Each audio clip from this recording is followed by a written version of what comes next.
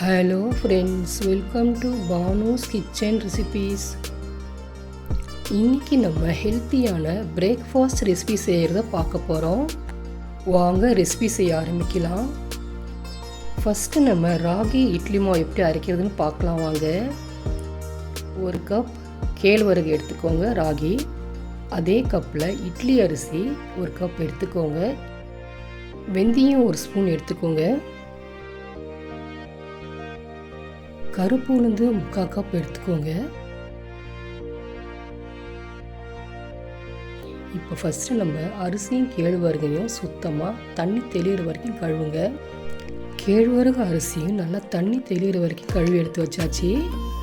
கேழ்வரகையும் அரிசியும் களைஞ்சி எடுத்துக்கோங்க. கல் இருக்கும் கேழ்வரகு நிறையா. இப்போ 8 மணி நேரம் ஊற வச்சுருங்க. வெந்தயத்தையும் ஊற வச்சுருங்க. கருப்பு உளுந்து அரைக்கிறதுக்கு 2 மணி நேரத்துக்கு மேலே ஊற வச்சுருங்க. ஊற வச்சு சுத்தமாக கழுவிடுங்க. இப்போ கழுவி வச்ச உளுந்தையும் வெந்தயத்தையும் மிக்சியில் ஆட் பண்ணிக்கோங்க. கொஞ்சமாக தண்ணி ஊற்றி நைஸாக அரைச்சிருங்க.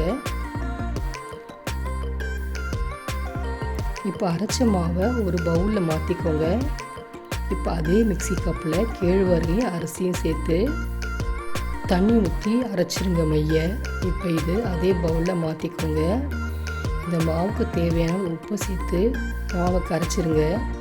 8 மணி நேரம் புளிக்க வைங்க.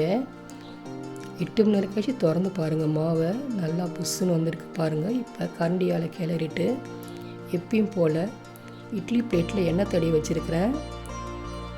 மாவை இட்லி பிளேட்டில் ஊற்றிக்கோங்க. இப்போ இட்லி பிளேட்டை ஸ்டீமரில் வச்சு ஒரு 10 நிமிஷம் வேக வைங்க. 10 நிமிஷம் கழிச்சு திறந்து பார்க்கலாம் வாங்க. இட்லி பாருங்கள் சூப்பராக வந்து நல்லா புஷ்ஷுன்னு வந்திருக்கு. ராகி இட்லி ரெடி ஆயிடுச்சு. அடுத்தது வாங்க வெங்காய கார சட்னி செய்கிறத பார்க்கலாம். ஒரு பேனில் 2 ஸ்பூன் எண்ணெய் ஆட் பண்ணிக்கோங்க. எண்ணெய் சூடான பிறகு மிளகாய் 5லேருந்து 8 வரை உங்கள் காரத்துக்கு எப்போ போட்டுக்கோங்க. மிளகாய் பொரிஞ்ச உடனே பூண்டு 15 பல் போட்டுக்கோங்க. பூண்டு நல்லா வதங்கின பிறகு மீடியம் சைஸ் வெங்காயம் 6 எடுத்துக்கோங்க. வெங்காயத்தை வதக்குங்க. வெங்காயம் இந்த கலர் வந்த பிறகு மீடியம் சைஸ் தக்காளி 2 ஆட் பண்ணிக்கோங்க. இந்த சட்னிக்கு தேவையான அளவு உப்பு ஆட் பண்ணிக்கோங்க. தக்காளி சாஃப்டாகிற வரைக்கும் வதக்குங்க. இப்போ தக்காளி நல்லா சாஃப்டாக வதங்கிடுச்சு. கேஸ் ஆஃப் பண்ணிட்டு ஆற வைங்க. மிக்சிக்கு மாற்றிக்கோங்க. சட்னி அரைச்சிக்கோங்க.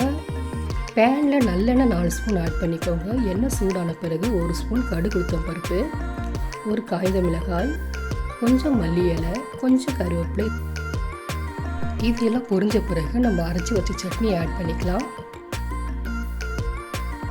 நல்லா கிளறுங்க. 1 நிமிஷம் லோ ஃப்ளேமில் சட்னியை வதக்க விடுங்க. வெங்காய கார சட்னி இப்போ நல்லா ஒரு கொதி வந்துடுச்சு. ஸ்டவ் ஆஃப் பண்ணிடுங்க. காரசாரமான வெங்காய கார சட்னி ரெடி ஆயிடுச்சு. வாங்க சுட சுட ராகி இட்லி கூட நம்ம வெங்காய கார சட்னி கூட சாப்பிட்லாம். இந்த ரெசிபி உங்களுக்கு பிடிச்சிருந்தால் லைக் பண்ணுங்கள், ஷேர் பண்ணுங்கள், கமெண்ட் பண்ணுங்கள். எங்கள் சேனலை சப்போர்ட் பண்ணி சப்ஸ்கிரைப் பண்ண மறந்துடாதீங்க.